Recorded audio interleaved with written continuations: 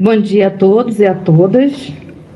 Vamos dar início ao nosso último dia do simpósio e será um prazer para mim apresentar o Dr. João Relvas. João fez biologia pela Universidade de Coimbra, depois pós-graduação na Gulbenkian Institute of Science, em Portugal, e doutorado em genética molecular na Universidade de Lisboa. Depois fez seu doutorado em genética... depois realizou seu pós-doutorado na Universidade de Cambridge, e em 2012 mudou-se para o Instituto Federal Suíço de Tecnologia de Zurique para dar início ao seu próprio laboratório de investigação. E em 2006 ele retorna para Portugal, onde estabeleceu seu grupo de pesquisa no Instituto de Biologia Molecular e Celular, com o Laboratório de Biologia das Células da Glia, onde estuda, os mecanismos de mielinização e remilinização do sistema nervoso e também neuroinflamação. Hoje o laboratório se mudou para o novo e espetacular Instituto I3S, que eu tive o prazer de conhecer em 2018, que é o Instituto de Investigação e Inovação em Saúde da Universidade do Porto. No I3S, ele faz parte do quadro de diretores, sendo coordenador do programa de neurobiologia e desordens neurológicas. Então, obrigada, João.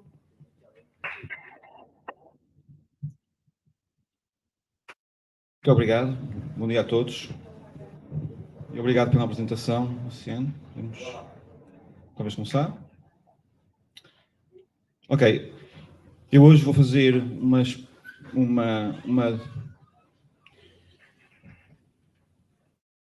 Okay, so I will switch to English because we have actually non-Portuguese speakers in the audience. So today I'm going to talk about RhoGTPase signaling homeostasis. Basically, this is actually an area in the lab I started when I moved to Switzerland. So it's an area that has been with us for over 10 years, 10, 15 years.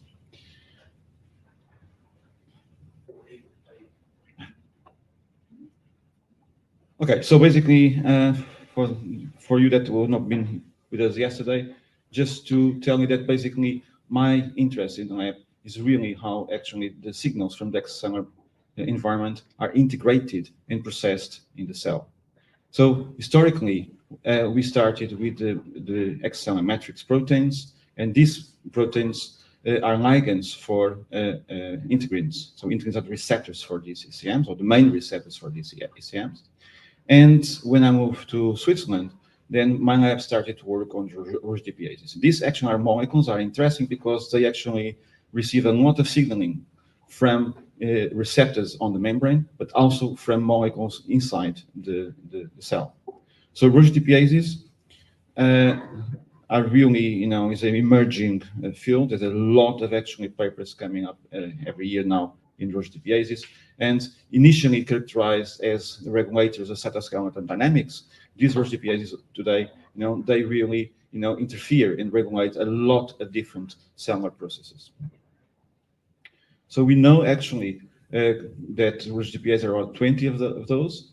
So the most well studied are Rho, RAC, and CC42 families, and there's several Rho A, B, and C, RAC1, 2, and 3, etc. And there are actually a bunch of RhoGTPases. There are the so-called typical RhoGTPases, because their regulation is a bit different from these typical RhoGTPases. So there's also the Miro. The Miro are RhoGTPases that are specific for mitochondria. And I was looking at mitochondria just before. Okay, so these RhoGTPases, were actually found. Some of them by the lab of Alan Hall, Alan Hall and Bradley and other people did fantastic work on this. And initially, what they found is that RhoGTPases really regulate different conformations of actin in the cells. So this is a fibroblast, but this is the seminal paper from Alan Hall in Science, or paper that I often use. And I met Alan Hall, unfortunately died with a heart attack. And was a great scientist, a very generous scientist as well. And so when you activate Rho A, you have this formation of the stress fibers, okay, in fibroblasts. And this is actually due because Rho A is a major regulator acting myosin contractibility, Okay, so basically RhoA is there, and if you activate RhoA, you know what really happens. You contract, so you activate the machinery of actomyosin, and for instance, if you have an axon, if you actually activate RhoA in the tip of the growth cone, you know you have withdrawal of axon because the actomyosin will contract.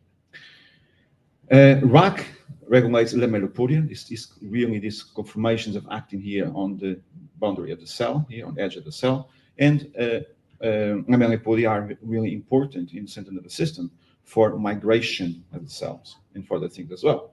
And for instance, RAC1, you can discuss this later. RAC1 is also critical, for instance, for phagocytosis because, you know, the phagocytes, they have actually to put the phagocytic cup, and phagocytic cup is really dependent of RAC1. And then if we have CDC42, that produces these finger-like actin protrusions, and these finger-like actin protrusions are absolutely critical for sensing the environment. So if I take CDC42, if I expose a fibroblast to a gradient, a chemotatic gradient, and if I take CDC42 away, this cell will not respond to the chemotatic gradient. So you can imagine that during development in the central nervous system, you have a lot of actual chemotatic gradients, so cells have to migrate from A to B, and if you interfere with the signaling, you know, you really damage the normal development. Again, they're also very important in disease, so it's no surprise that these kind of molecules are also important in cancer, okay? So there's a lot of cancers where we have major dysregulation of these RhoGTPases. And actually restoring function of these RhoGTPases is nowadays actually used as a potential therapeutic avenues for treating oncological disorders. So let's look with more attention to the classical RhoGTPases. So they are binary switches. It's like a light switch, they're on or off, okay? They are regulated by GAFs, so the so-called guanine nucleotide exchange factors. These GAFs switch them on, and the GAPs, they are GTPase activating proteins, are really they are GTPase that actually take the GTP from the activated RhoGTPases and render it inactive. And then we have around in human genome around 4 GDIs, guanine nucleotide dissociation inhibitors. They are actually molecules that bring the RhoGTPases to their site here. So they have these RhoGTPases have a prenylation site that inserts in the lipid bilayer, and they basically are located in the membranes. Okay? There are actually some RhoGTPases that act outside of that, but that is the rule. So to test their importance, so we have over 120 molecules in human genome that the only thing they do is to regulate this cycle, okay, on and off. So there are GAFs and GAPs. We know that there's 130 something now, and these are critical molecules to regulate only this binary switch. So I don't think actually in terms of evolution that we have so many molecules to regulate a switch like this if this switch was not important. And what is critical to think is that each cell type has a cohort of different gaps and gaps. So basically, we cannot actually expect to have the same, gaps and gaps in all cells. This neuron have different gaps and gaps than a real cell, and also this expression, these gaps and gaps, also is altered, is developmentally regulated, so it's altered during time. So, so this is the normal actually signaling, the top-down normally signaling pathway. So we have signaling pathways that regulate gaps and gaps, so the expression, gaps and gaps, or the activation. Gaps and gaps will then regulate the RhoGTPase switch. RhoGTPase have a lot of effectors. We know more, this is maybe conservative, it's now more than probably 100 effectors for RhoGTPase effectors. And basically these effectors will then drive real biological effects downstream in the cells. So a very difficult issue is that, and the experience, especially from in vivo, knocking out these RhoGTPase in vivo studies, really tell us that these actually are cell type and context specific. And this means that if you know what a RhoGTPase do in a fibroblast, you cannot extrapolate for a glial cell or for a neuron. Okay, so they use maybe the same effectors, but sometimes they are very different. So we really have to study that in the cell type, the context, the developmental the context of the cell.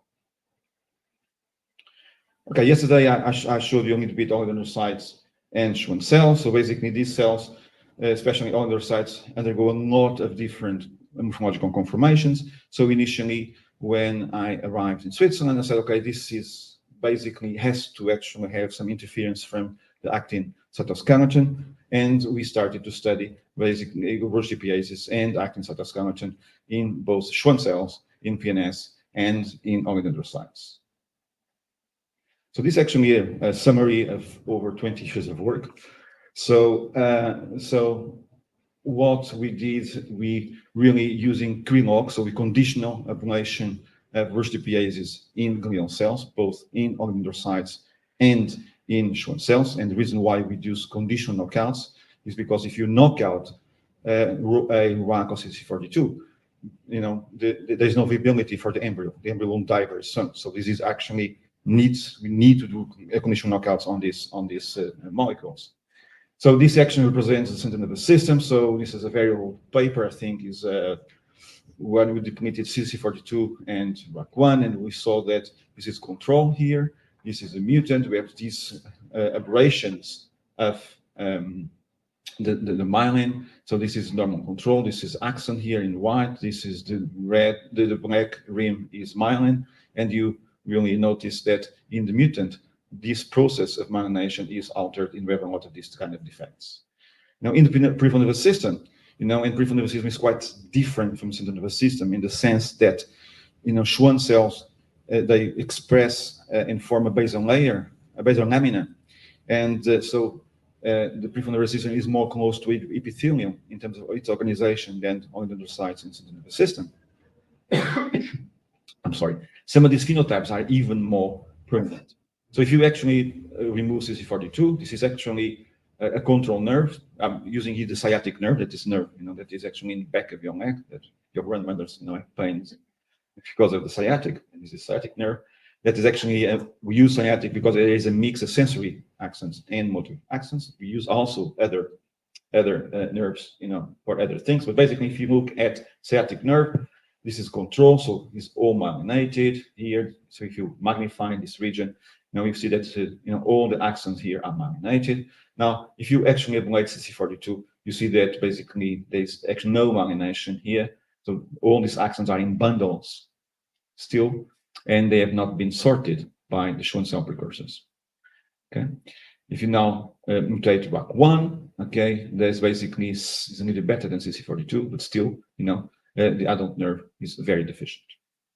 Right. So this was interesting because this just I'm using now this to jump for another thing. So we actually look at these CC42 mutants, and I was talking to a colleague, who's a neuropathologist in Zurich at the time, and he told me, okay, look, this is very funny because I see this phenotype in patients with Charcot-Marie-Tooth disease. Okay. So we say, oh, this is interesting. So we look at actually some of the serum biopsies from these patients. Serum biopsies, we still do it today, but now we use imaging. So in the old days, every patient with Charcot probably will have a punch, take a little bit of the serum nerve to do actually the neuropathology of this nerve, the pathology of this nerve. So these are patients with Charcot-Marie-Tooth disease. They have these foot actually malformations here. And they really, depending of the penetrance of the disease, they are wheelchair bound very early in life. Okay, so it's maybe the most important genetic disease in the peripheral nervous system is Charcot-Marie-Tooth. Charcot-Marie-Tooth because there are three doctors: Charcot, that everyone knows, I hope, Charcot, okay, and Mary and Tooth. Okay, that's why she's Charcot-Marie-Tooth disease. Right. So, what is interesting? There are actually several loci that are not still defined. So basically, we have these diseases. We attributed some actually gene alterations to some of these diseases, but there are some actually of these diseases that we don't have actually candidate genes. And we pick up, based on the morphology, some of actually patients who have Charcot-Marie-Tooth disease, and we started to look for RhoGTPase signaling. In terms of the CC42, we know actually that CC42 mutations, they're probably, or most of them, are lethal. Okay, so we would not expect patients with CC42 mutations. However, we'd expect patients that actually will have gaps or gaps, they'll be mutated, and that regulate CC42 and will drive this phenotype. And this is exactly what happened. So this family is a Italian, I think, and Algerian families that basically have this phenotype, and we could link this to a gene called the FGD4 gene that also gives facial maxillar alterations, and this gene is a gap for CC42. Okay, we identified other actual genes. There are subclinical alterations. One of them is we are still working on it. We did actually so all this actually this frabin gene. We did a knockout. We did the Krinox. We published that some years ago in the brain. But basically, we have other genes. It's just thing I still keep going in the lab. Okay, and this basically is some of our publications that are really maybe the most important, that really summarize, this 20 years of work, something like that. Okay, so let's move on a bit. Right, so we still are interested in RhoA, and this is actually one slide to show you that this is the work of Anastasia. So we actually now did the Krinox RhoA in Schwann cells, and what is interesting is that we have hypermyelination. Okay, you take RhoA, you hypermyelinate.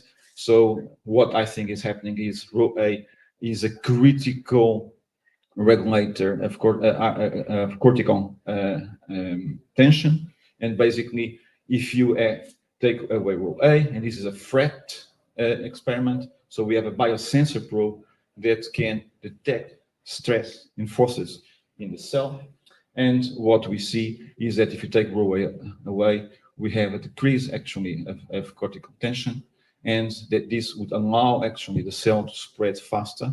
Okay, and we think that this increase here in myelination is a direct consequence of this lack of cortical tension and facilitating of wrapping that happens when you lose cortical tension. And this is actually the graph. Okay, so interesting in these nerves, you have ERK, phospho-ERK alterations, but what is really interesting is basically that we have alterations of a gene that is related to biogenesis. So this is actually the mutant. You can compare here, SP6 here, okay? And this is really, really elevated here.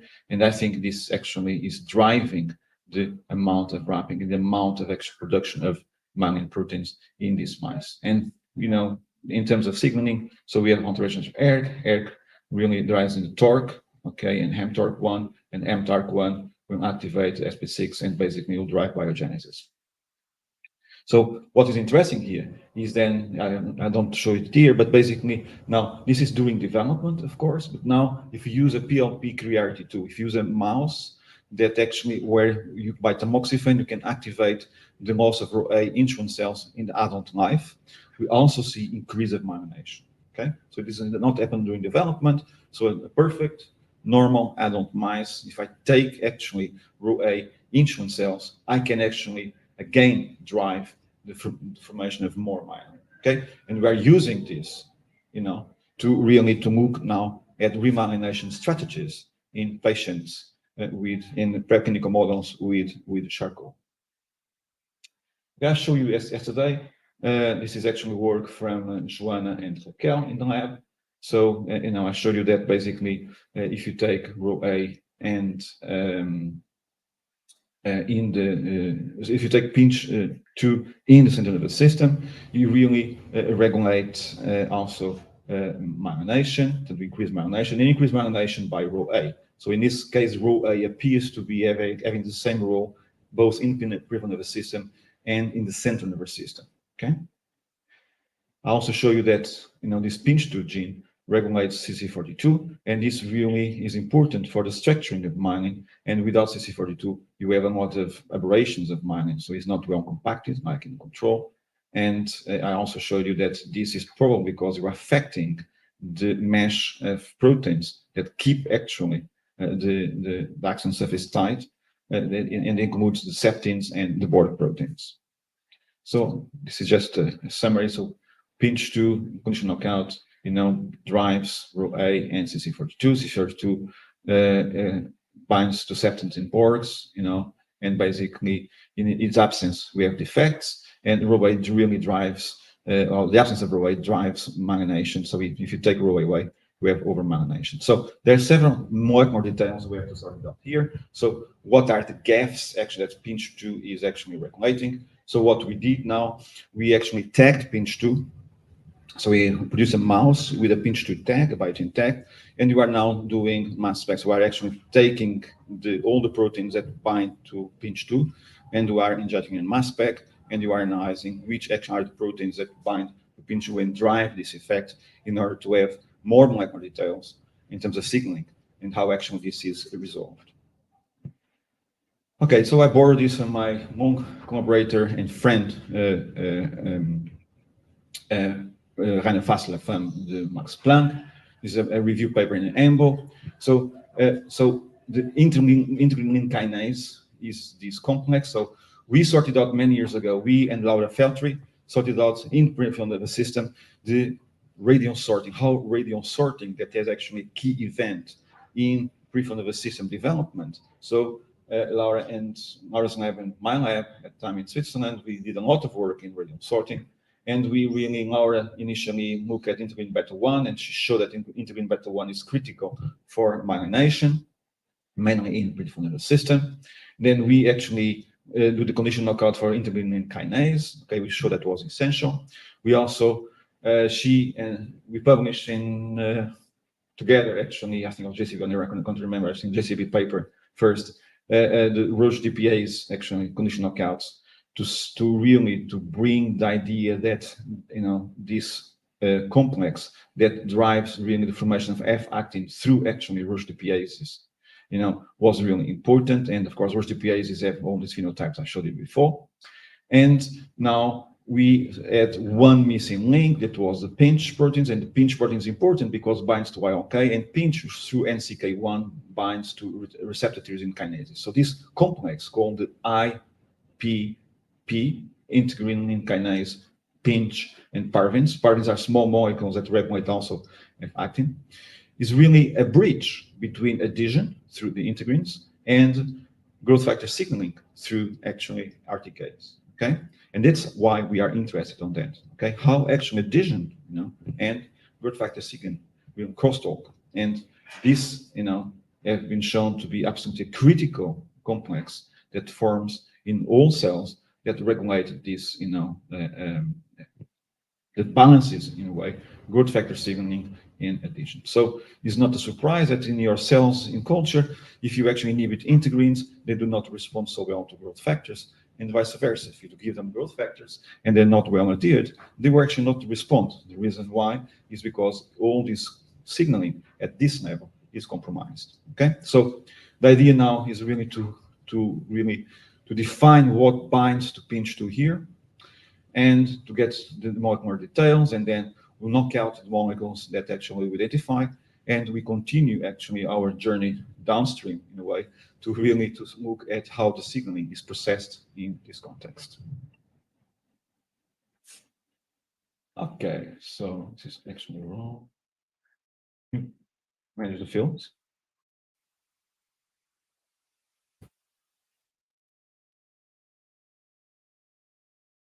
So this is a very old paper, 2005, not old.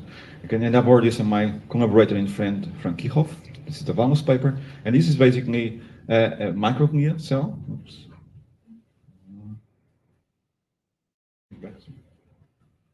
This is the left one, steady state.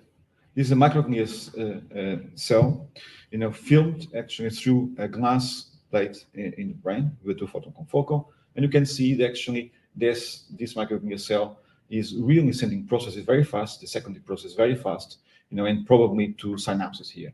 Here in the other one, on the activation panel,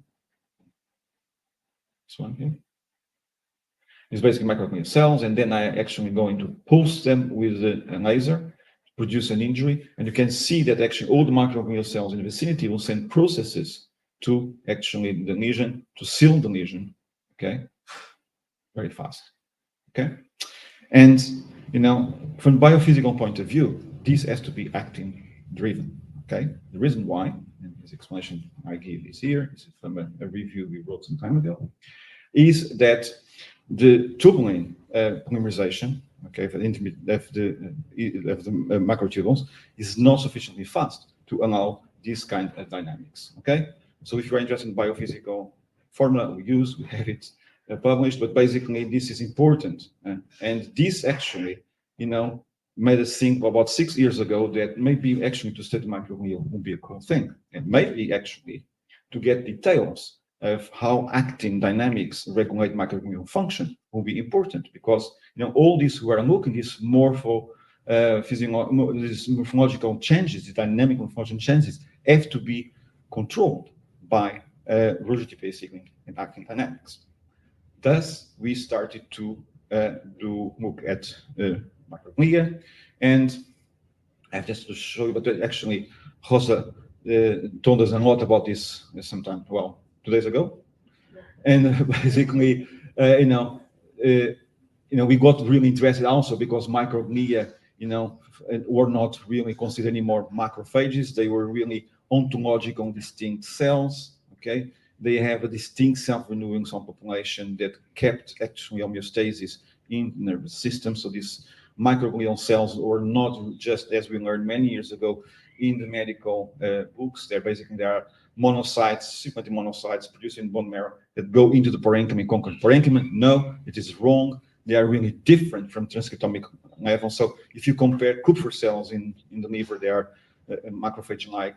If you actually look at células de poeira in Portuguese, so the alveolar macrophages, if you look at microglia, they are different from monocytes, and they're actually different between themselves as well. And they're really, populations. There are very early during embryonic life that migrate to these organs. And if you are a healthy individual, there is a very little exchange. There is very little entry of circulating monocytes into the parenchyma. Okay, so this story of monocytes enter and then they differentiate in the liver, etc., or in the brain. Yes, if you are sick. Now, if you have multiple sclerosis, and we're talking some minutes ago about multiple sclerosis, you have opening of the BBB, of the brain-blood barrier, and then you have macrophages infiltrating, and then these macrophages, yes, will go in and basically do their job.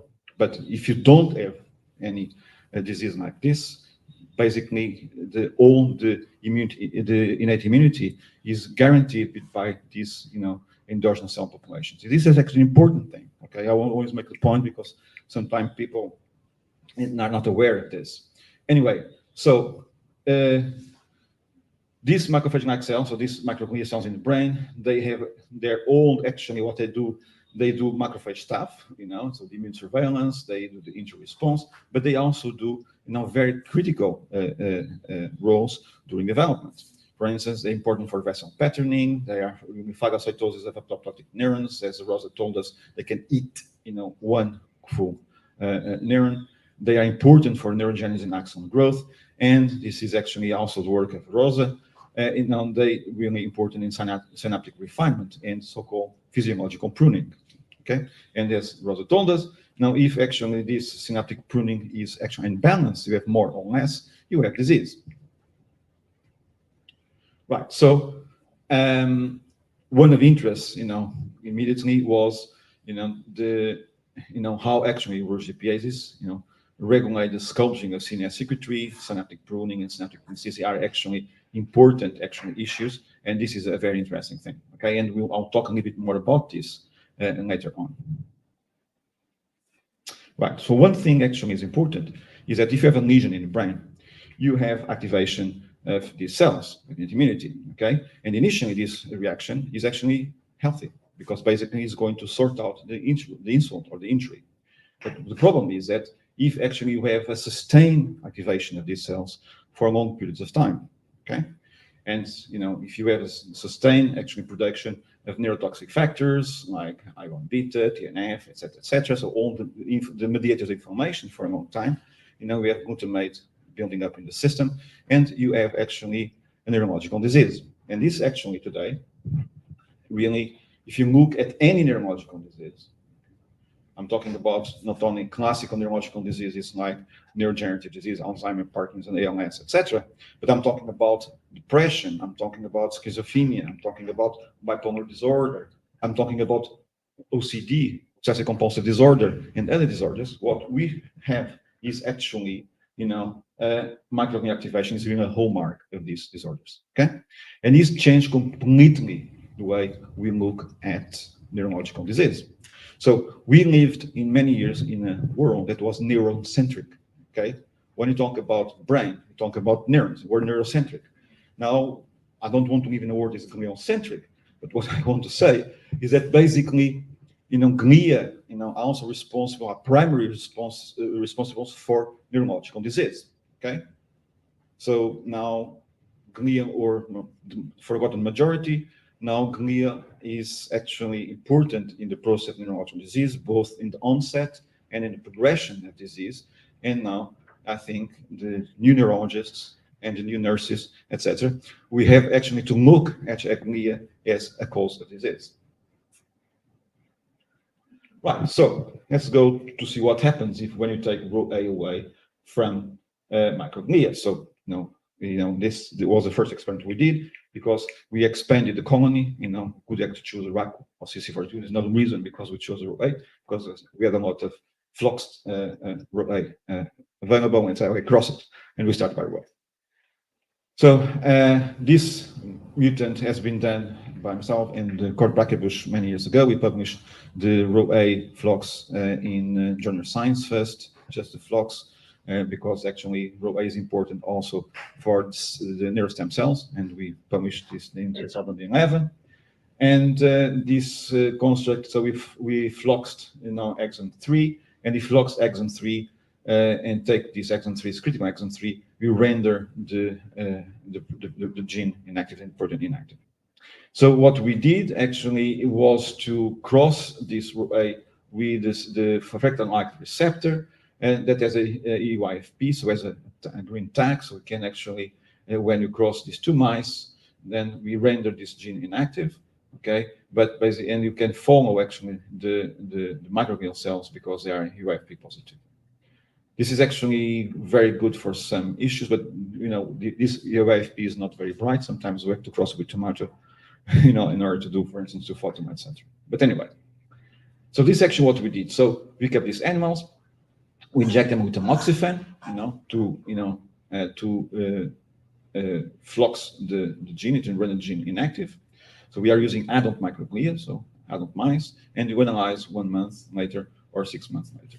This is just to show that basically this indeed works. This is a control. This is the levels of RhoA. So in the mutant, the levels of RhoA. This is in sorted microglia. So we fact sort microglia in order to have only microglia, and we prove that RhoA is down.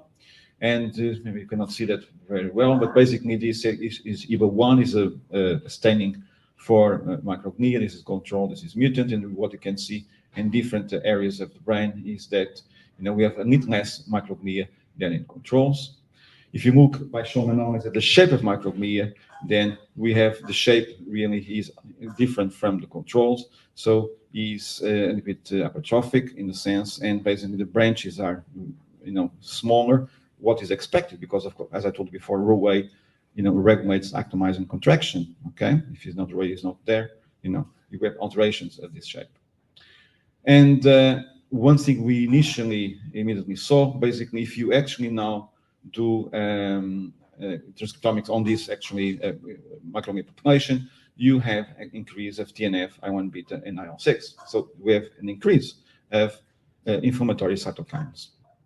And when we measure the levels of TNF in the brain, okay, by ELISA, we also see an increase of TNF that is obviously inflammatory cytokine in the brain.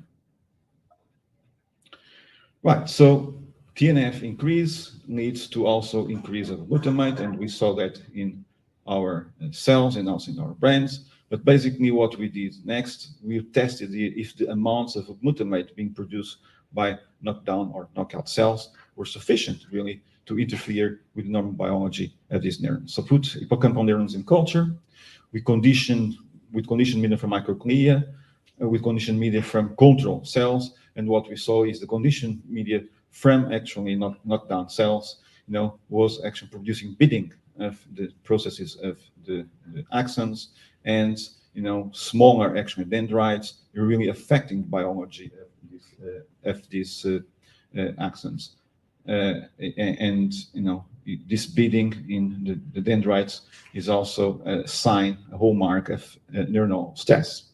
So this could be completely, almost completely reverted with KI, that is basically an inhibitor of glutamate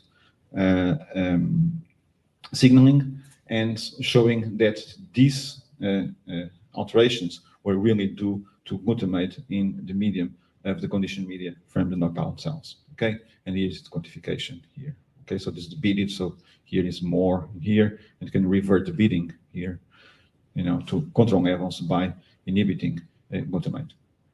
Right, so if we have glutamate, and then after we say, okay, maybe actually these glutamate levels are interfering with the neuronal compartment, okay? And so let's do electrophysiology. So this is actually a hippocampal slices. So we measure LTD here, we also measure LTP, so long-term potentiation. And as we all know, probably better than I, because we are all chemists, the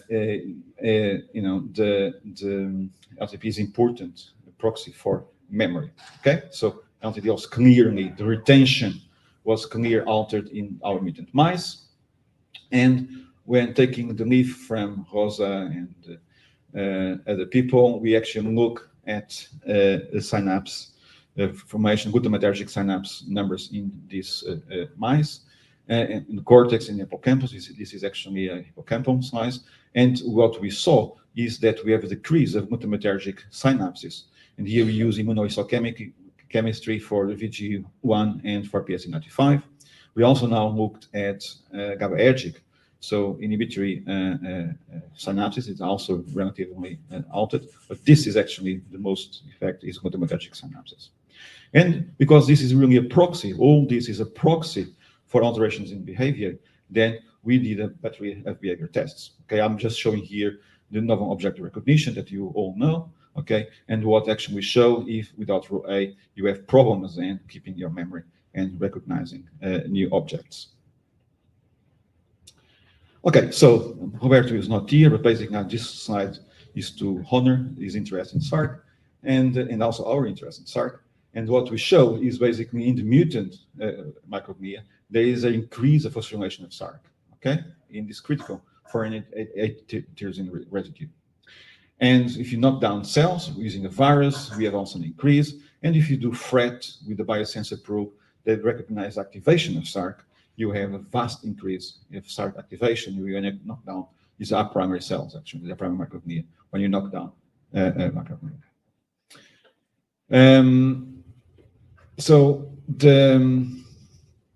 We also show that CSK is actually reduced. Okay, so CSK is an inhibitory, inhibits SARC activation. So in the knockdown or in the mutant, this is reduced. We also show that if you then express or transfect these knockdown cells or mutant cells with a constitutive active RhoA, we can really recover, the SARC signaling. So SARC is involved, and if SARC is involved, we have to inhibit SARC.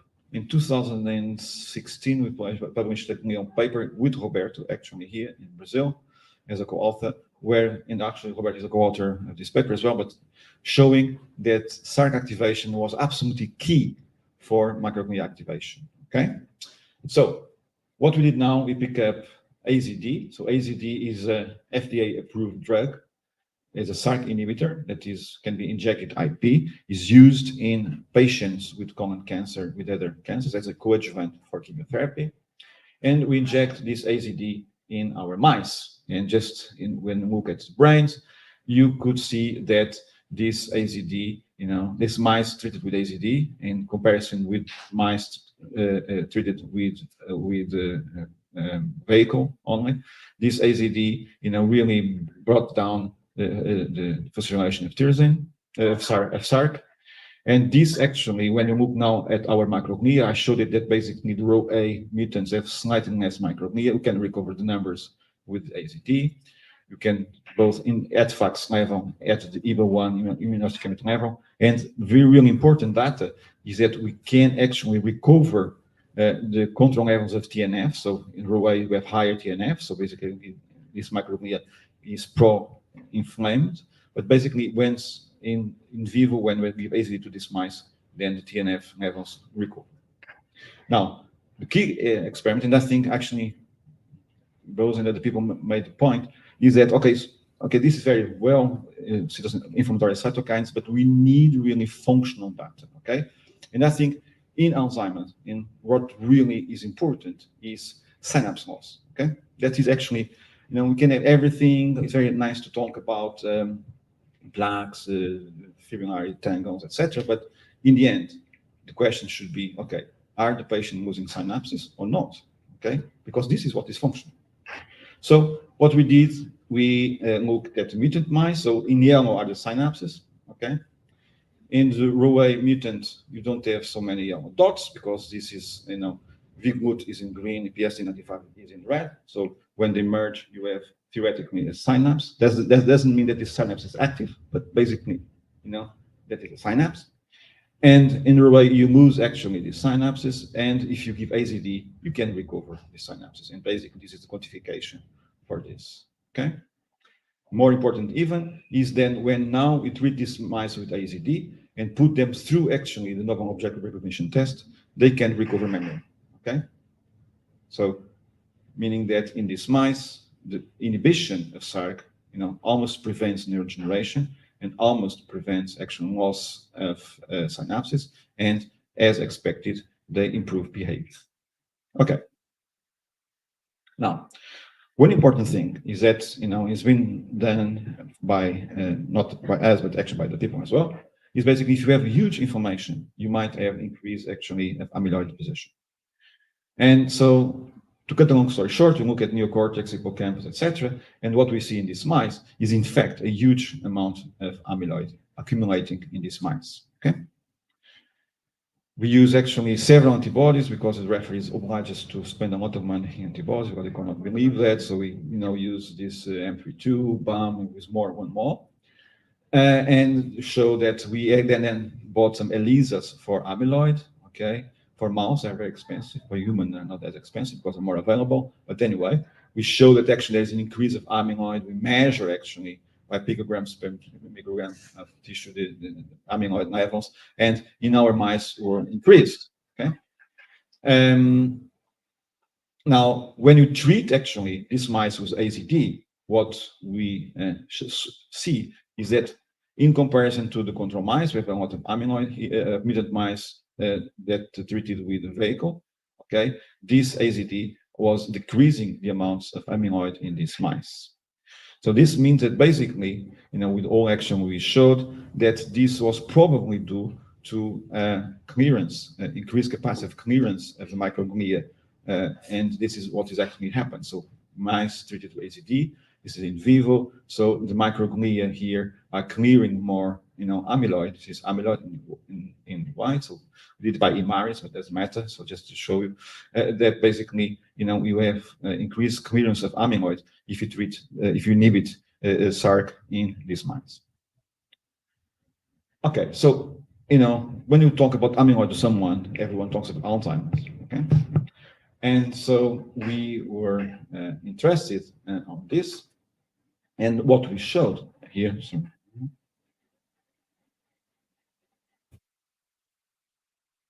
deep here. Okay. So, and then what we went to do, we went to preclinical models of Alzheimer. So this is APPS1, and also we did now with 5-FAD, and we also did some slower. So the new knock-in mutants for Alzheimer, they're slower, progressive, but more representative of the disease itself. And we measured the levels of RhoA, CSK, and SARC in this microglia. So we sorted first microglia at a time that is no clinical features of Alzheimer's. Okay, so is onset is not really started, and we saw immediately that RhoA was decreased, CSK was decreased, and SARC was elevated. Okay, so this was interesting because here we have a model. We take RhoA away, and we end with increased amyloid I didn't show you, but we also injecting this mutant mice methoxy to remove for plaques. They have microplaques as well, and they have phosphotangles. Okay, so they have a lot of really hallmarks of Alzheimer's. So it's strange. I take RhoA away. It's a cytoskeletal protein, and we end with a mouse that's, has Alzheimer-like features. So, we went then to the preclinical models. We looked for that. Yes, they have actually, decrease of RhoA, increase CSK and SARC. Then we pick up these mice, this preclinical, so AVPS1, and let's give them, inhibitors of SARC. So we treat them with the SARC. So this is a vehicle, this is AZD here, okay, and this is SARC. So you can see clearly that control mice don't with the vehicle, they have high SARC as expected, because they are actually AVPS1. They are models for Alzheimer's, and basically you can decrease these levels by treating them with AZD. Okay, we also by looking at them, we also looked here at the staining, so it's not really very clear anyway. So it is, but most significantly, when we looked at synapse conservation, we know that actually in APPS1, you have synapse loss. Okay, is a typical Alzheimer's feature.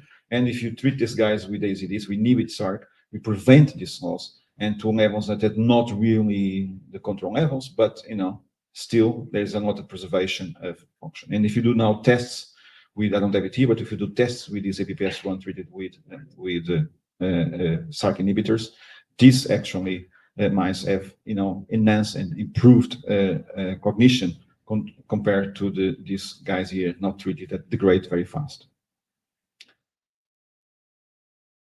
Okay, so we look at clearance as well, and if you actually treat the APPS1 mice, so the preclinical models with AZD, we also have actually increased clearance. Okay, it might explain why actually we prevent synapse loss, and we have less accumulation of amyloid.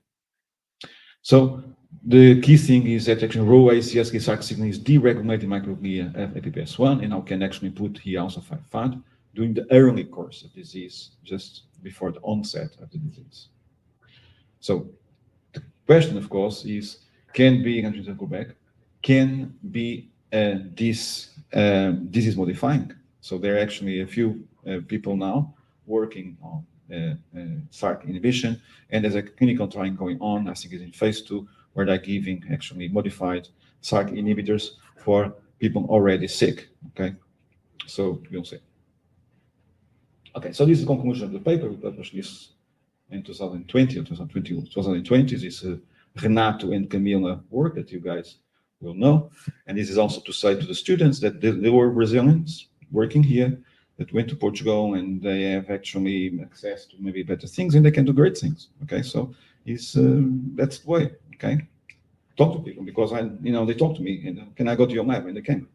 Okay, and just to cut a long story short, so to what we show is microglia dysfunction caused by the loss of RhoA disrupts neurophysiology and leads to the neurodegeneration. Okay, and basically, so if I look now at the signaling pathways here, so I have to keep actually a neuron happy, you need actually to have your RhoA has to be active, because RhoA is regulating CSK expression. CSK expression is critical, and they actually show that RhoA is interacting with the CSK. We have not published that, but we will. And CSK is known for many years to regulate the activation of SARC. So if CSK is high, SARC activation is down. SARC really regulates TNF. I don't have time to show you, but it's a direct regulation. TNF is known to regulate glutamate, and also we show that. And glutamate, then if you keep at low levels, it really brings homeostasis to that. So we have lack of AB peptides, because the microglia is clearing them. You have normal synapses, you have normal memory, and you have, of course, normal LTP. So if you actually remove RhoA, you have then CSK is down, SARC is activated, that brings more TNF, that brings more glutamate, and basically you have this AD-like, cycle, where actually you have increased amyloid, we have increased synapse loss, decreased LTP, and decreased memory. Now, what about humans? Okay, so this is very cool, but now, is RhoA really important or regulation in humans? So this is a very difficult question because by the simple reason, because with RhoGTPase, we cannot do GWAS, meaning we cannot use the databases that exist, because RhoGTPase really, what really interesting is not the expression levels at mRNA, is activation of the protein. Okay, so to do that, what we are doing in finding we have ethical permission for that, we are at autopsy level collecting fresh tissue that we bring to the lab. We then do max sorting of this microglia, and then we actually do pull downs to direct detect alterations in activation of RhoGTPases. Okay, the problem with a lot of these actin binding proteins is that their function do not depend on the levels, or depend on the levels a very little extent. What we have to look for is protein activation, and this of course is not in the genetic databases that are available from these patients. So we have to revisit that, and we are actually also, the antibodies are not fantastic, so we cannot use actually immunohistochemistry. I would not trust them. So we are doing pull downs, just really looking at if they bind to a specific target, okay, PAC1 in this case, and that really is known to be, if they bind to PAC1, they are activated. So this is work in progress. We have worked, this is my student, Ricardo Reis, it is now intern of neurology, also Ricardo Taipa, and Ricardo Taipa is a neuropathologist and part of my group as well, and we are actually working with especially Ricardo and also both Ricardos in order to have brains at autopsy level, that fresh tissue to connect them into an analysis. Okay, this is actually from RhoA, okay? And here, and now I have to, so Mariana will kill me if I don't put this slide, but it's not true. No, this is a really cool work that actually Mariana did in Portugal, together with Pedro, okay, and with Inês. So the question is, okay, RhoA is classically regulates, myosins. So we know that for many years, okay? So what was the specific role of myosin in this process? And for our surprise, that there are distinct roles of type of myosins in controlling inflammation and morphology. So if you actually, so all this work was done in this is retina, because this is the fantastic work from Mariana, that actually this retinal thing is actually in a RhoA functional count. So you can recognize that microglia is really different from the wild type microglia here. And retina is a very cool tissue to do this, okay? Because we have these two layers, EPL and OPL, of retina, so we can look at the microglia there. So we also found that is not published, Mariana is one day will publish it, that the EPL microglia is quite different from the OPL microglia, what it was a surprise. And this is actually the signaling pathways as we know them. So RhoA regulates MDA and microtubules, etc., and also actin polymerization. RhoA, of course, regulates ROC1 and 2. ROC2 probably more important in the central nervous system than actually ROC1.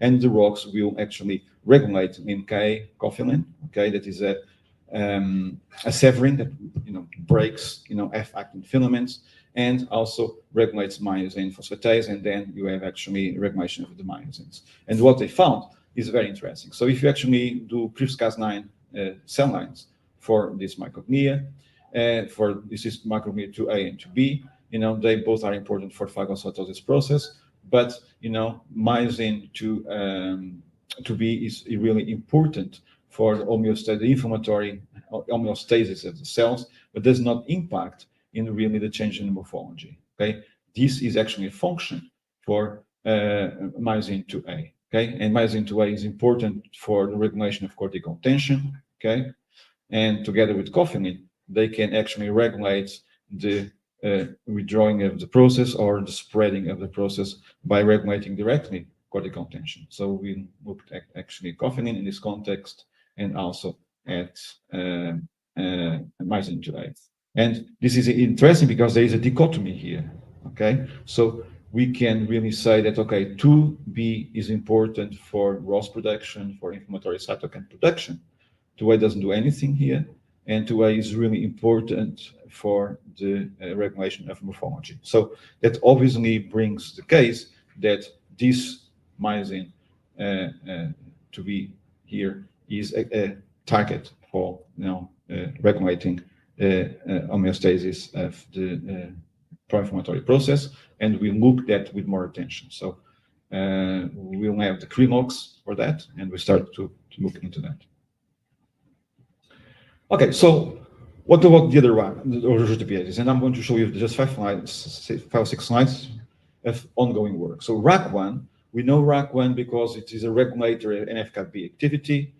It is important for phagocytic cup formation, as I told you. It is also a component of NADPH oxidase complex. Okay, so NOX1 has RAC1. If you take RAC1 away, what you don't have is formation of ROS. Okay, so it's known for many years. So in this context, it's interesting because it might be protective.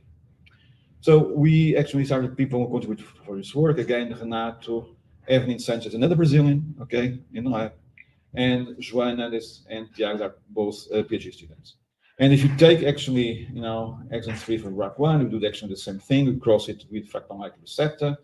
You give them oxyfen. You analyze at these times, and basically you first confirm that by fax you isolate microglia that your RAC1 is gone. And then you compare here with the fractal-like receptor mouse only, or with the flux, and basically, but if you actually flux the gene, so your microglia do not actually express RAC1, so everything is fine. And this is actually a very important thing to do. If you work with conditional knockouts, you always have to confirm that the target is depleted. You cannot assume that it's going to work, okay? Because sometimes you have surprises.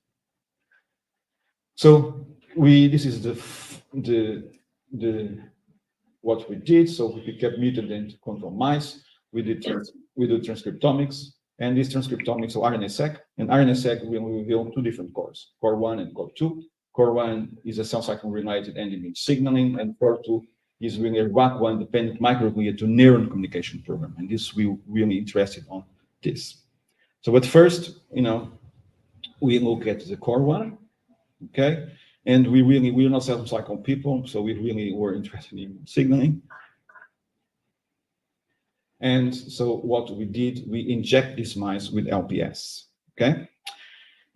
So we'll move for the saccharide. As you all know, LPS mimics a gram-negative bacteria, and basically when we inject them, you expect a big reaction, immune reaction in the brain. Okay, so again, we always control with the spleen. Okay, because basically if LPS is injected, there is no effect. We really look at peripheral organs, and the spleen should be 3 times the size, and when this is actually the EBA1 in the cortex, so this is the RAC1 controls, this is the mutants. So if you inject with saline, nothing happens. If you inject them with LPS, then you have some microgliosis here, but not so much here. And that's exactly what actually the numbers show, that RAC1 really inhibits the microgliosis after LPS injection in comparison to the controls injected, okay? If you count, this is EBA1, but if you count by fax now, the number of microglia is exactly the same result. So this is control and mutant injected with saline. This is the control injected with LPS, and this is mutant injected with LPS. It looks at the RAC1 really inhibits the response of microglia to LPS. So this is actually to show that CD68 here, we use more or less as inflammation marker because we know that actually it expanded when actually is LPS injected. And again, RAC1 mutants do not actually elevate significantly CD68. So basically, RAC1 ablation in microglia attenuates microgliosis and prevents expression of phagocytic structures on these cells. Right. So the idea is really that microglia without RAC1 becomes non-responsive to classical insults. So now we did a lot of FRET experiments. Okay, so we have a big library of FRET because I'm initiado, I like FRET. So we have over 220 different biosensor probes in the lab. Also, we have now dark probes for phlegm. That's another story. So this is LPS. So we are measuring ROS. Okay, so if you take RAC1, you don't have actually induction of ROS production. NF-κB levels are also not increased in nuclei in RAC1 mutants. If you now give them phosphatidylcholine that actually is present in neurons and microglia really like phosphatidylcholine to eat them. Basically, there is no response of the RAC1 mutants. And if you look at calcium flow from the endoplasmic reticulum to the cytoplasm, RAC1 away, and basically there's no real increase. And if you give them an ATP, and ATP, microglia love ATP, okay? And you give them ATP, and basically, the RAC1 mutant microglia will not respond to ATP, and also it will not respond to, the RAC1 mutant do not actually have a variation of interferon calcium in presence of ATP, and also PKC activity, will not be increased in presence of ATP. That is actually known to happen. So from this actually part, so RNA-seq data now reveals that RAC1 ablation interferes with microglia response to external cues. And based on this RNA-seq data, we then do several experiments, and microglia really becomes non-responsive to classic stimuli, both in vitro and in vivo. Therefore, the conclusion that RAC1 signaling is required for microglia environmental sensing. So we expand now this environmental sensing, because now we are doing FACS sorting of a lot of actually molecules on the membrane of microglia to give more evidence, functional evidence for this. Okay, so now we, after LPS, and basically microglia do not sense, we decided to give them, I would say, homeostatic, trigger, in the sense that environmental enrichment. Environmental enrichment is really an experimental paradigm to increase mental stimulation. Okay, so if actually microglia interfere with neural compartment, is going to interfere with capacity of learning, okay, and knowing new things. And we are all in Brazil here with fantastic colors. Today we'll have the football will be enhanced, obviously, and so we use this very classical experimental paradigm to see what really happens to what microglia, and if our mice, because they don't sense the environment, if this reflect then in the neuronal compartment. So what we know actually from environmental enrichment in the brain, so at the secret level, we know that this enhanced dendritic branching increases gliogenesis and neurogenesis, increases synaptogenesis in the hippocampus and cortex. At behavioral level, improves learning, memory, etc. That's why people, our grandparents, we offer them at Christmas Sudoku and other games for them to keep them, alive. And it's why actually when people retire, it's very important for them to keep active, because there is kind of environment enrichment all the time. And we know that actually there is some papers that this has an effect on neurodegenerative diseases, okay, prevents learning and memory loss, okay? And that's why people with AD in the beginning, they going to the day center to do, memory games and things like that, to really to prevent losing their capacity of learning and memory. So we actually pick up our mice, controlling mutant mice. We gave them tamoxifen, so we actually render the gene inactive, and we have control and mutant mice for 16 weeks and enrich. So this is actually the mice here. They're very happy, as you can see here, making small noises, and they have a Lego, they have a wheel, they have tunnels, and these are the happy guys, and the other guys really are housed in normal cage conditions. They don't have all the toys, okay? And they, are for. So after 16 weeks, we actually sacrifice the animals and we see what really happens.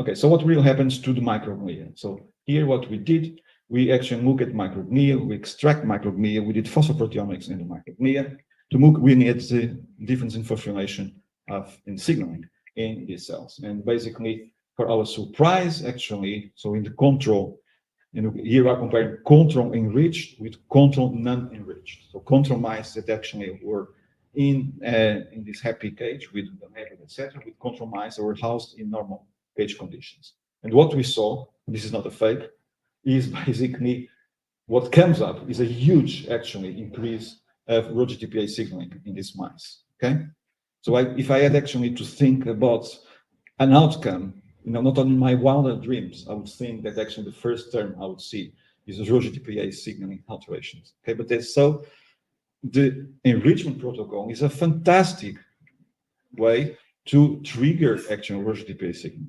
Okay, so all these three terms, are really, really strong. We have a lot of different terms, so you cannot see, but these are different proteins here. I also mapped, all the phosphorylation sites. So this is epi data.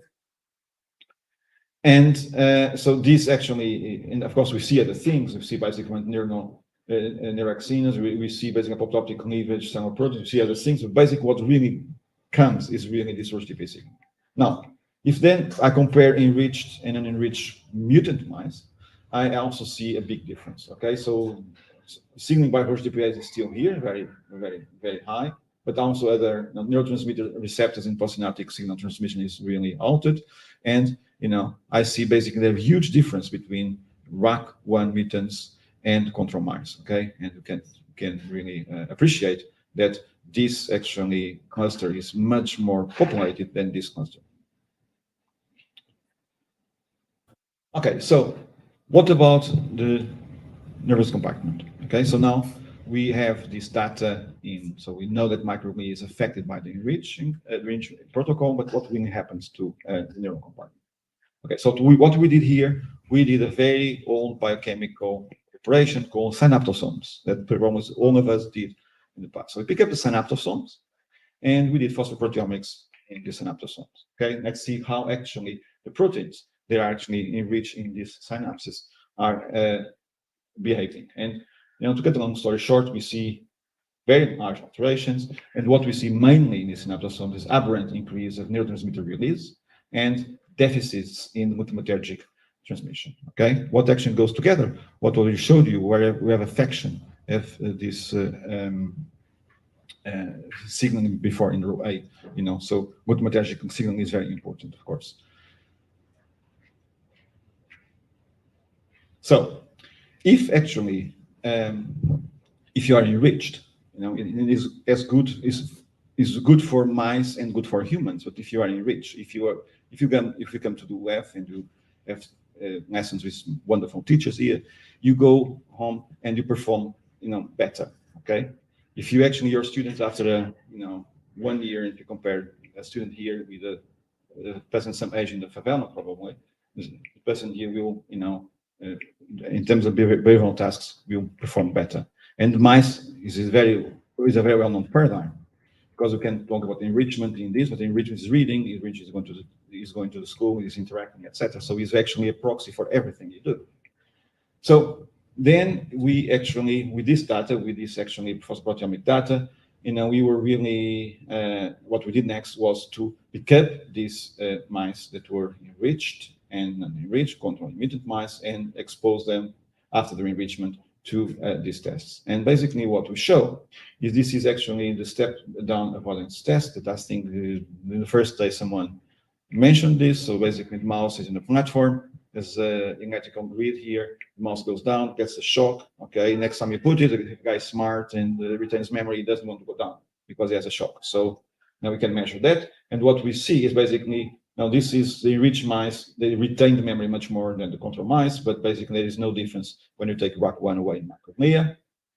If you do novel object recognition, basically there is no difference even in enriched, there is a huge difference, but basically the RAC1 mice, mutant mice, do not actually get any benefit from the enriched protocol. If you then do the Y maze, that's another test. So basically the mouse is trained to the Y maze.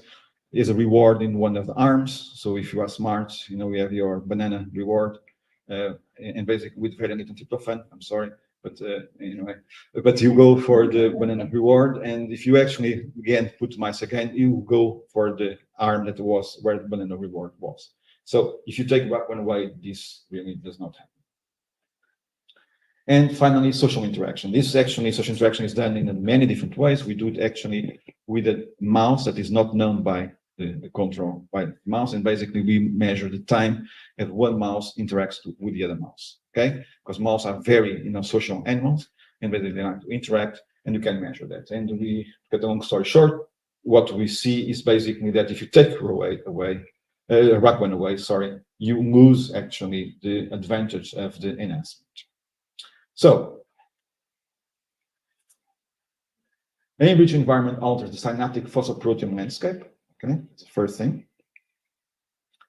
RAC1 ablation really blocks the cognitive enhancement promoted by enrichment.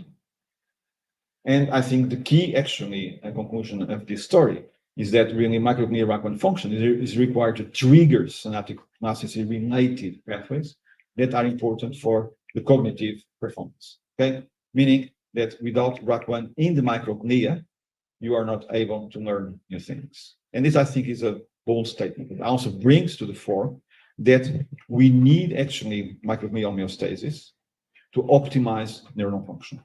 Okay, so take care about your innate immunity when you learn new things. Okay, because this is an important issue. So the take-home message is RAC1 is a critical integrator of microglial homeostatic functions. That RAC1 ablation really profoundly impacts synapse plasticity, leading to cognitive deficits, and that RAC1 signal ensures that microglial homeostasis that is required for experience-driven cognitive enhancement. Now, what's next? Okay, so what we are doing next. So this is a nice thing. So basically, we take microglia RAC1, we affect microglia, then we prove that this microglia affects actually the neural compartment, and know that RAC1 is a key molecule for vesicle transport and for release exocytosis. So it has been shown. So what is actually traveling between the microglia and the nerve? Okay. So we actually had time to show you, but basically we identified that GDNF is important. So RAC1 regulates a RAP called RAP27A, and RAP27A regulates GDNF production. And we actually show in these mice that GDNF is down and not BNF. So it's quite specific. Okay. But I don't think GDNF would explain everything we see.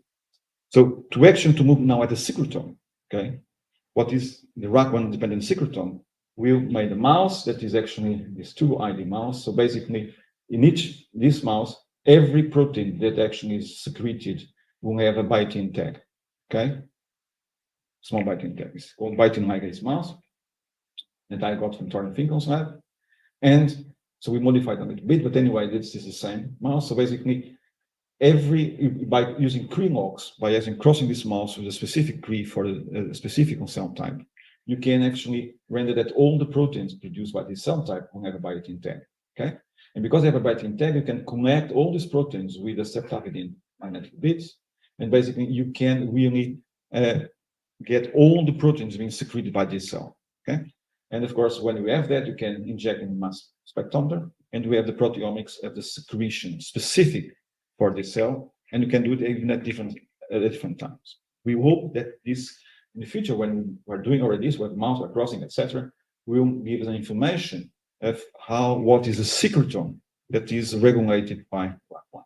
Of course, this can be used for any cell type.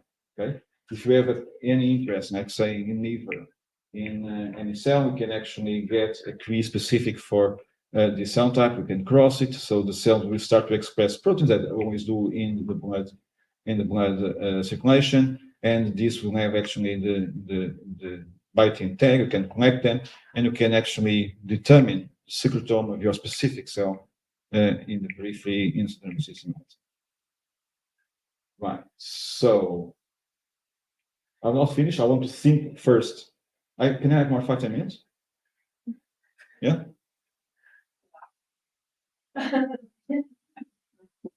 I have less than 1 hour. Stand up. Okay, so this is Renato. I already told Renato Camila. I just presented the people who actually did work. These are our colleagues that actually help us to, with mice and basically for many years. So I have to obviously highlight the Cord Brackebush that I've collaborated for many years. We did actually the RhoGTPase and the RhoGTPase models together. Rainer Fassner, with the integrins, has been a friend and a colleague for an extremely generous scientist. And Rainer Fassner is one of the top scientists for over 5-10 years. He's the most cited scientist in biomedical sciences. He's the director of Max Planck in Munich, in Martinsried. And he has been an extremely generous person. So, and a fantastic guy to have a friend and as a collaborator. And other people that help us with different aspects of that. And I have actually also to highlight Frank Kirchhoff. I have no time to show you, but basically all the experiments now with the 2-photon direct imaging of the brain with intervital imaging I've done in collaboration with Frank, first in his lab and now also in mine. And of course to thank now who pays the bills on these particular projects. Now, so Ines Pinto has been actually a member of my lab, and now it was time for her to have her actually a lab. So we initiated this new adventure. It's called the Molecular and Analytical Medicine Laboratory. Okay, so I'm now the senior. Senior research is a very bad name. I'm like a senior person, but anyway, I used my space in the Faculty of Medicine, so away from our institute, so it is next door to us, to start this Molecular and Analytic Medicine Laboratory. And of course, I told Ines that she will be the coordinator, not me, because I want to continue to do fundamental research. So Miguel is actually a surface chemistry from Canada. He's a Portuguese, but born in Canada. Evelyn, again, was in the other slide. She will pass to this team. And what we'll do here is we need to develop technology for biosensing, data integration, and digital interface. So the idea is really to focus on information. It is really a translation from our own lab. So inflammation, as you know, is at the root of practically all known chronic health conditions. Is actually the most expensive thing you can have actually nowadays is actually an inflammation, because actually there's a lot of actually different things that you can have, especially chronic health conditions. How inflammation affects the body and really how it impacts into health to disease transition is going to be the focus of this lab. Okay, and so we have biosensing technology that you are developing for really quantifying detection of pathways that leads to inflammation. Okay, so the clinical applications we are envisaging, we have started already with neurodegenerative diseases, multiple sclerosis, and now we have cardiovascular diseases, heart failure, and that's failure, because the cycle of heart failure is inflammation and calcification is a very critical thing. And the molecular pathways are very similar actually to what really happens in neurodegenerative disorders. And also some impact both in reproductive medicine, embryo selection for in vitro fertilization, because embryo selection, believe it or not, is actually inflammation is important. Okay, so what we do is biosensor chip technology. So we develop miniaturized sensors to detect actually with one very little sample of biological fluid like blood to really to detect, profile mediators of inflammation. So what are the advantages? This is a miniaturized biosensor, so it's very small. See here, okay? This is a new version of it. It's low cheap fabrication cost, so we can basically, it's €2 cost to fabricate, or even less than that. It's fast and really quantitative. We can use 1 to 1 micrometer sample, blood, plasma, tears, saliva, etc. It's highly multiplex, so we can use up to 48 biomarkers simultaneously. It's easy to use, okay? We have the possibility of adapting a microfluidic chamber to it. So basically, the patient will pick the finger, the blood will separate in the cell component, and the plasma would go through actually to the sensor and be read. We also have dual sensors that not only look at the inflammatory cytokines, but look at the macroRNAs and circular RNAs now. And here is actually the technology, okay? There's a heterochemical chip and reader. This is the range. We go to the femtograms to the mil, so very, very sensitive. Teared saliva and finger prick, as I told you. So we already published, for instance, one in TNF, and basically this is the range of sensitivity. So we are well below 10 picograms of sensitivity, but basically,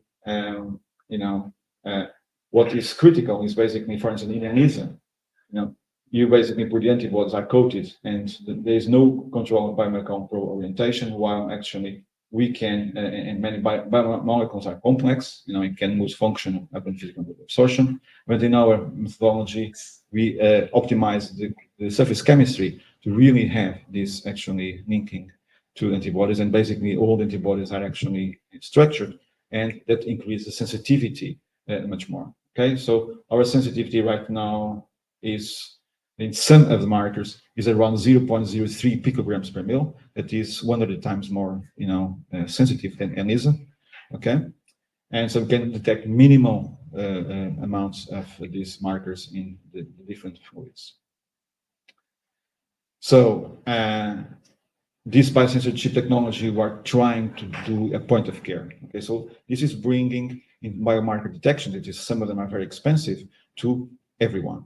Okay, meaning that if you are in the Amazon and if you are sick, you know, your doctor can have this apparatus. It's a point of care. It's cheap. Okay, we even have so the box is even can be made by a 3D printer at home. So we have a link that you send the box. We'll send actually the electronics of the apparatus, and we can produce for around 45 euros. And the chips itself, they are like very functionalized and, you know, sent as well. So what the idea is actually to have to enable, actually, to empower the doctor or the nurse that is living very far away with patients that are sick, that chronic patients, and these patients can monitor, you know, their biomarker levels, and they can help actually doctor to make diagnosis, or we need to actually to see how is this chronic disease evolving in a cheap way, available for everyone. And I have to say that the classical apparatus that do this kind of things cost thousands of euros. Okay, I'm talking about Simoa that costs 400,000. We're doing the same thing with, in some cases, with almost the same sensitivity, you know, by 75 euros. Okay, so we are at the stage of biosensor clinical validation, so multi-center cohorts, so we're using now clinical validation for that. We are the biosensor iteration in the sense that basically we are improving this technology every time we have more antibodies, and we are developing now the digital biosensor interface, and the idea is to have a disease risk scoring algorithm that is in your phone. So the idea is basically you have the apparatus, we have a telemetric thing, you have a risk algorithm here, so the patient will move, is this green, is fine, is yellow, okay, maybe he talks to the doctor, is this red, is an emergency, needs to go and talk to the doctor. At the same time that the patient has this, you know, the doctor will have the information in this computer, okay, or her computer immediately, okay? So if somebody's interested, we are hiring, so we have ways for 2 people, it's basic for the students. So this is not always my normal, you know, work, but basically tell me that basically, so this is really the core of the new lab and of these new things. We've been likely very well funded with last year to develop this kind of technology. This is, you know, the publication profile. So we are scientists. Okay, we'll have very soon a person that is an entrepreneur, but we are scientists, and I think what really we want is actually to continue to publish. And it's basically the publication of some of the publications, record of our. So I think we have good science behind this. So if someone of you students or people are interested in contacting me or Inês, that is going to be the coordinator, you know, I'll be very pleased to do. And I thank you.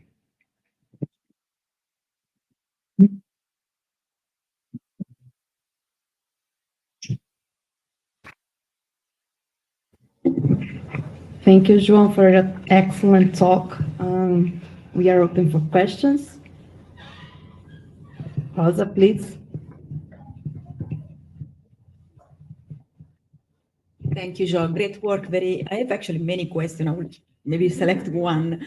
It's about the last part that you showed, the RAC1 knockout, where you basically show that microglia become irresponsive regardless. So if it is bad, like LPS induced, or if it is good, like enrichment, so for good or for bad direction. So what do you think? Is that they become simply blind to anything, or just they cannot respond? Is the sensum affected somehow to start with? Or it's a downstream signaling that is impaired? So where does the RAC1 act? It's a good question. So basically, I think RAC1 will actually act in several ways. So basically, RAC1 is important for some receptors to go to Golgi and to recycled. Okay, that's one of the possibilities. The other possibility, of course, is basically, you know, it recognizes an infected proteins, and if they have RAC1, you don't have actual that. And the other level is vesicle transport. Okay, so we showed, I don't have actual data here, but we showed clearly that RAC1 is important for vesicle transport of GNF. Without RAC1, we don't have GNF secretion. Okay. But do you have the accumulation? I have the accumulation intercellular in vesicles as well. And basically, if you take RAP27 away, you have the same thing. And if you take RAP27 away, you have an overall decrease of GNF in the brain. And also with RAP1. Okay, and this, interestingly, we're not expecting that it's quite different than BDNF. So we don't see in this mutant any alteration in BDNF. We see actually in GNF, but I don't think that's the only thing. We have actually now. So we did actually out of the CDC42 CRINLOX, we did transcriptomics on CDC42 CRINLOX because CDC42 is that critical molecule that actually is involved in the recirculating, okay, of the EGF receptor 1. Okay, it's a classical thing. So it binds to beta-PIX, and beta-PIX is a GAF that activates CD42, and CD42 then, is important for the putting back, the EGF receptor on the surface. So what we did actually, we compare now, we did also phosphoproteomics, but we compare now transcriptomics of CD42 and RAP1 to really define the range of effects that actually one have. And we are now actively actually doing exactly what you're saying. We are looking at, a lot of action of the receptors by FACS to measure their level on the surface to have really an idea of the mechanism. But RAC1 is a pleiotropic.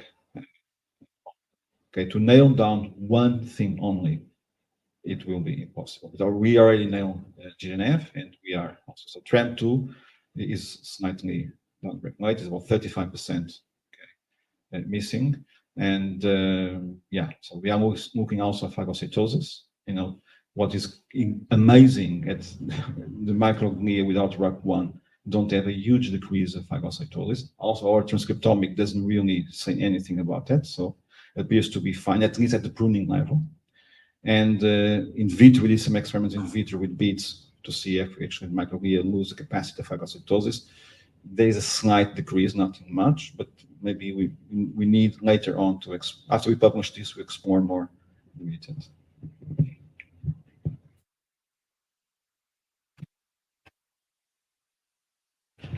Cecília? So this microglia work is incredible, but I'm going to ask about the myelin. So the packing of myelin and is regulated. You were showing how the factors regulate and all you were showing. But nowadays, several diseases like depression, psychiatric diseases show deficits in the packing of myelin, which actually becomes kind of slack or something like that. And it may be regulated by corticosteroids, by different factors. And I wonder what mechanisms you think are regulating this myelin behavior, and if you have any idea of how mechanism. Yeah, I mean, I think the bottom line is that actually myelination now is has been shown to depend on many factors. Okay, so for many years, myelin was an interesting thing, but now actually, especially in over the last 10 years, you start to see that patients with classical neurological disease, okay, like Alzheimer's, schizophrenia, etc., they have demyelination, and I think what really turned the tip and what became people really interested was looking at things like depression, at schizophrenia, bipolar disorder, etc. And these patients have really huge deficits of myelin. In fact, schizophrenia now has been considered to be a demyelinating disorder by some people. Okay, for many years we could not distinguish if it was secondary or a primary. Okay, now we know that when you look actually at some areas by DTI and MRI in some of the patients with schizophrenia, there's a huge percentage of these patients we have actually demyelination events. They don't actually, the myelination is not completed. Okay, so we start to think that this might be a primary thing. Okay, so now pathways that regulate that, there are many pathways that regulate myelination. Difficult to say, but basically they respond to inflammation very badly. Okay, so if They respond to inflammation. Okay, they actually, as progenitors, they can be also inflammatory themselves. But I mean, some of the pathways, so the lipid pathways are important in the formation of proper myelin. Cholesterol is critical. Okay, maintain relatively high levels of cholesterol. We now also know that because we're talking about famine, is a paper from Carlos Nava that is is not out yet, but basically, last time I talked to him was under review in Nature. He was actually, and it's coming out. It's a fantastic paper. What showed that basically, if you starve an animal, the fatty lipids component of the myelin will be used as a store for energy metabolism that can be converted into energy. Okay, and so people or diseases, they're actually, you have subnutrition. You have the effects of myelin because of that. So I think each disease maybe have a pathway that has been investigated. There are actually a lot of pathways. It's very difficult to generalize, but I mean, it's out there. So we know actually that we have now to understand the disorder, and we know that myelination is a primary component probably of that disorder, and not a response to the disorder.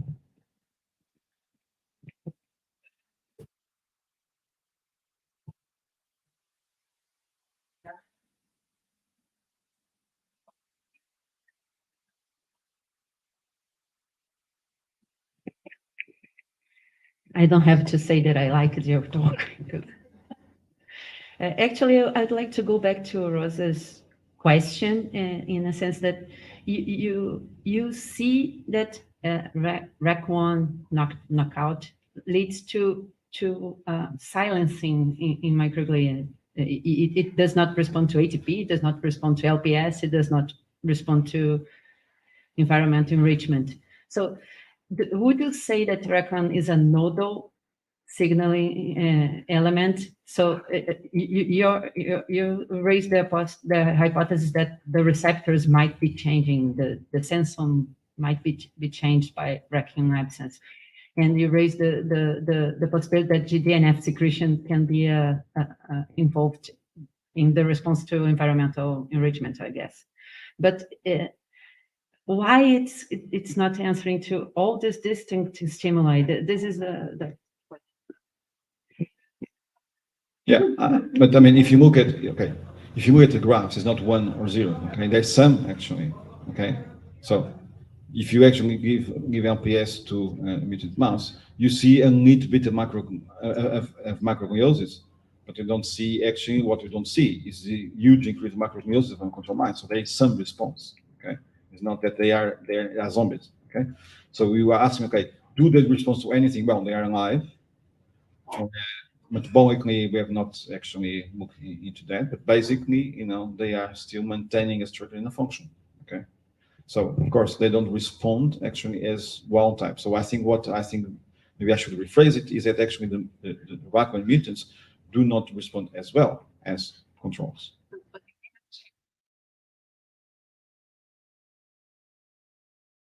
We need. Okay. Steady state. So at steady state, we already see some alteration. So I don't have here the images, but when we image with intervital, we see some differences in dynamics. Okay, but the dynamics are not as effective as we do with profilin 1 that I don't have time to show. But there is some affection. Okay. Yes. So what you are asking to me is to pinpoint, the mechanisms. Yeah. Well, I think it's going to be difficult to do that, but we can actually represent some of the mechanisms that are affected by RAC1, but RAC1 regulates a lot of different functions. Okay, but just let me tell you that the way I want to sell it, is not really in this action story. Later on, I will move in detail to RAC1. It's not really is what I was, talking to Rosa yesterday. Is basically that you are inhibiting, the homeostasis of RAC1, and its impacts in the enrichment, impacts in the capacity of the mouse to learn, bringing one more actually, or re-emphasizing the importance of the innate immunity homeostasis. So my view is that you need optimum immunity, innate immunity, in order to learn. This actually is an important statement, because then you can extrapolate that, Okay, what happens in people with neurodegenerative disorders? Okay, so if you find really what RAC1, is regulated in terms of secretion, maybe then you can intervene in people with neurodegenerative disorders and loss of memory, etc. So this RAC1, what I present is a proxy, really, to show the importance of innate immunity and optimal innate immunity for you to maximize your neuronal function. That's why it's the way I want to sell it, in a way.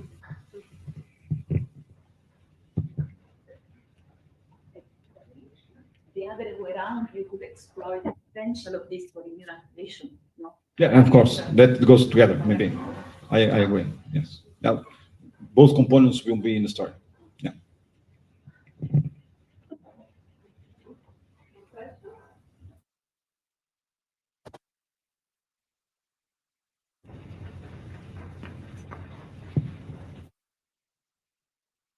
When you depleted RhoA and microglia, you observed an impaired clearance of A beta, correct? I was wondering if this was due to impaired surveillance by the microglia or impaired endocytosis of these A beta aggregates. Do you have any idea about it? That's an excellent question.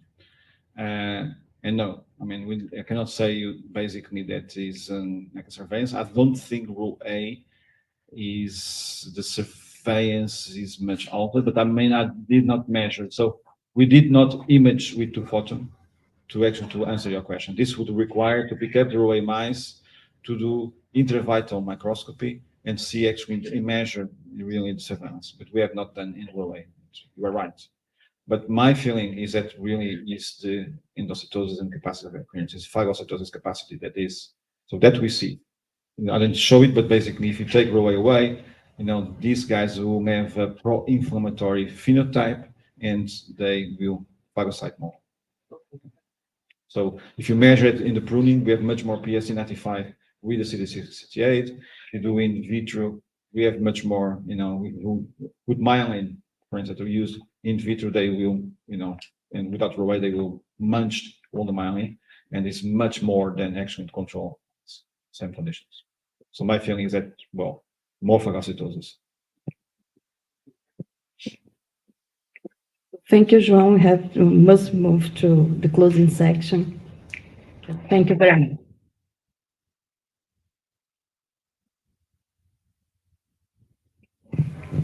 Então, eu convido agora a comissão organizadora para compor a mesa de fechamento do evento. Obrigada.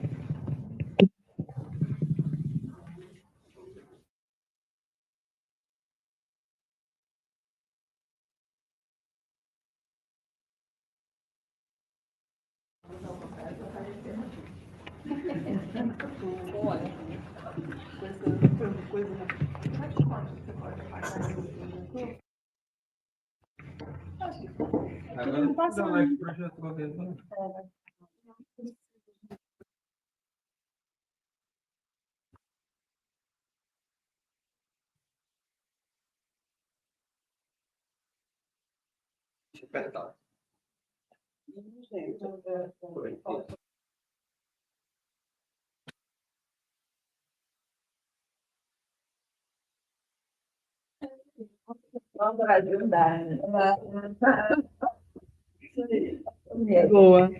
Bom, gente, então, bom dia. Eu queria, vou ser muito breve, eu só queria agradecer mais uma vez a todos os professores, inicialmente, que compuseram a comissão organizadora, pelo apoio, pelo trabalho, especialmente a comissão discente, que também, né, a gente, com essas confusões aí de datas, a gente deu um trabalhinho para eles, e principalmente, né, aos palestrantes. Rosa, thank you for here with us, also João, em todos os outros. Eu queria muito falar que, apesar de todo o estresse, a gente está muito feliz com o evento, de voltar presencialmente, né? Teve essa questão do remoto, mas a gente viu que hoje tínhamos 50 pessoas assistindo remotamente, então, para a gente, assim, num dia de jogo, é uma felicidade. Eu tenho certeza que mais esse encontro ele vai possibilitar novas colaborações agora com outros, né, para além do Rio de Janeiro e do Brasil, com João e Rosa. Certamente vários estudantes estão de olho em vocês depois da conversa. Enfim, eu não vou me alongar, eu vou passar a palavra, então, agora para a Cecília, e a quem eu agradeço muitíssimo. E é isso. Muito obrigada a todos vocês, especialmente que estão aqui, por terem vindo, tá? Obrigada, Paula, que coordenou, né, todo esse esforço de trazer as pessoas para cá. Agradecer aos professores estrangeiros that came all the way from their countries here, especially for us. E eu queria também dizer que esse é o 5º simpósio UFF-Fiocruz, e que agora a gente precisa pensar, talvez a gente possa engajar essa comunidade também, para dar novas ideias sobre rumos, né, que a gente possa tomar. A gente tem feito os simpósios de uma forma temática,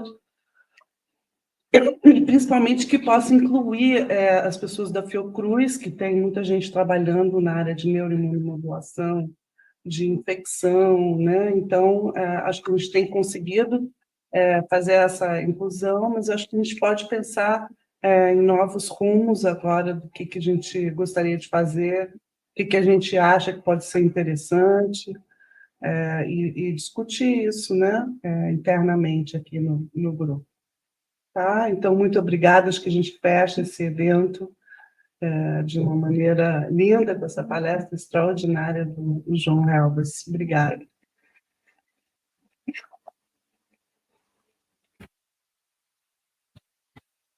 Bom dia a todas e todas. Muito feliz de terminar esse evento com essa palestra maravilhosa e todas as palestras que a gente teve. Eu concordo com a Cecília, né? Está na hora da gente dar o próximo passo. A gente precisa discutir isso hoje. Infelizmente, por causa do jogo, eu acho que a gente está com pressa. Mas eu acho que foi mais um evento para a gente ter certeza do sucesso dessa parceria, que a Cecília tem muita mão aí nessa parceria, né, Cecília? Então, a gente é super agradecido, mas acho que a UF também abraçou de uma maneira muito intensa, como a gente faz tudo, né, Paulo? E eu acho que, enfim, só tem sucesso aí pela frente. Eu tenho algumas coisas para falar, muito rápida, porque eu também sou fanática por futebol e eu quero ver o jogo, mas uma coisa que eu fiquei muito feliz, na verdade, eu e a Cecília, a gente é chata com isso, mas a gente conseguiu no nosso simpósio 50% de mulheres nas palestras plenas, né, e 50% das mulheres nos mini simpósios, então está bem equilibrado, apesar de que o nosso público é muito, muito maior do que feminino, é muito maior do que isso, né? Então, nos inscritos, a gente pegou ali rapidinho, mais ou menos 72% das pessoas que vieram são mulheres, e nas visualizações que a gente teve no YouTube, 1.400 visualizações, 90% dos espectadores são mulheres. Então, a gente tem uma parcela enorme, né, da nossa população que está interessada em neurociências, que é a mulher. Então, enfim, dá-lhe a mulherada. A gente teve 280 inscritos, né, e isso porque a gente tinha dito que ia ser presencial, e, na verdade, a gente acabou indo para o híbrido por conta disso, né? Então, assim, eu acho que também mostra o interesse, porque para ser presencial, assim, a pessoa tem que estar muito interessada em vir, né? Quando era híbrido ou remoto, era muito mais, mas é bem interessante. E tem muita gente da UF também, que eu fiquei super feliz, né? Quase 200 dessas pessoas eram da UF. Mas muita gente de fora também, 98 pessoas eram de outras instituições, assim, então, bem legal. E aí, para terminar, eu queria nomear, né, o comitê científico e a comissão organizadora dos docentes, porque eu queria agradecer, bem ou mal, um trabalhão, muito estresse. Então, eu queria agradecer a Adriana da Cunha Faria Melibeu, que tadinha, trabalhou a beça e ficou com o Covid e está lá no remoto. A Adriana Silva, que está fazendo aniversário hoje, parabéns, feliz aniversário, também não pôde vir. Ana Lúcia Tavares Gomes, Cecília Hedin Pereira, como a única representante da Fiocruz, principalmente no comitê organizador, né, o Savino no comitê científico também, e sempre no comitê científico é muito importante. É verdade, a Adriana da Fiocruz. Paula Campello Costa Lopes, que eu falei no início, né, na abertura, porque ela era ainda coordenadora, então ela administrou toda a parte financeira, que quem lida com isso no Brasil sabe que é bastante complexo. E o Savino, como sempre, né, apoiando muito, ele pagou a passagem do Moisés com a verba do INCT. Então, é muito importante, né, não só apoiar na parte científica, mas também na parte financeira, e foi incrível a palestra do Moisés. E aí, só para terminar, agradecer o Laba Ciências, que, nossa, ajudou muito a gente em vários detalhes, e a comissão organizadora dos discentes, o Cláudio, eu pulei, desculpa, Cláudio, que é o único homem do comitê organizador. Ó, o viés, pulei aqui.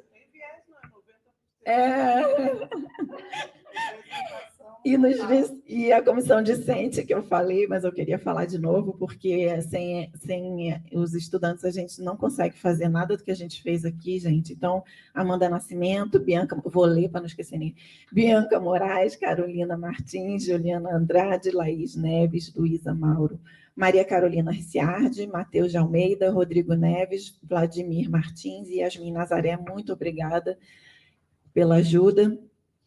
E, para terminar, quem vai falar? A gente queria divulgar os nomes para a menção honrosa.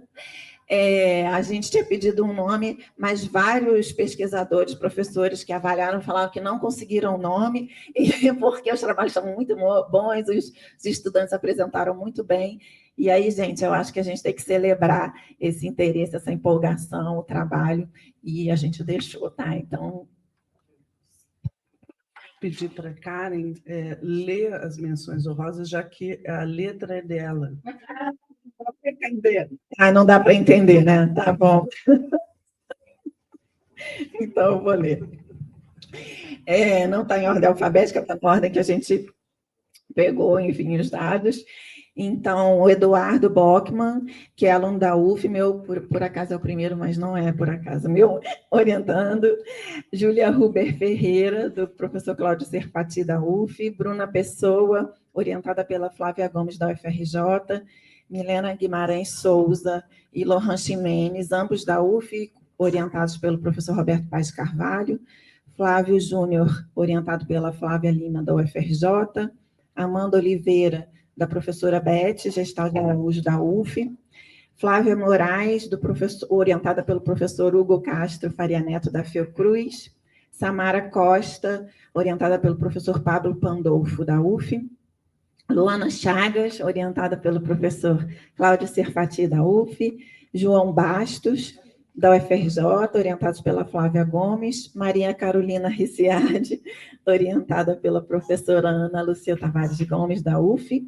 Gabriel Ferreira dos Santos, primeira vez que ele está apresentando no simpósio, orientado pelo professor Rafael Brito, da UF. Manuel Germano Vieira, orientado pela professora Fernanda Guber, da UFRJ. Marina Reposi, orientado pela professora Luciane Fragel Madeira, da UF. E Bismilá Galonetti, orientado pelo professor Alexandre dos Santos Rodrigues, da UF. Parabéns, muito obrigada por ter apresentado. Obrigada aos professores e professoras que avaliaram, foi muito importante para a gente na questão. E é isso, gente, foi. Vamos tirar uma foto, com certeza. E bom jogo para a gente.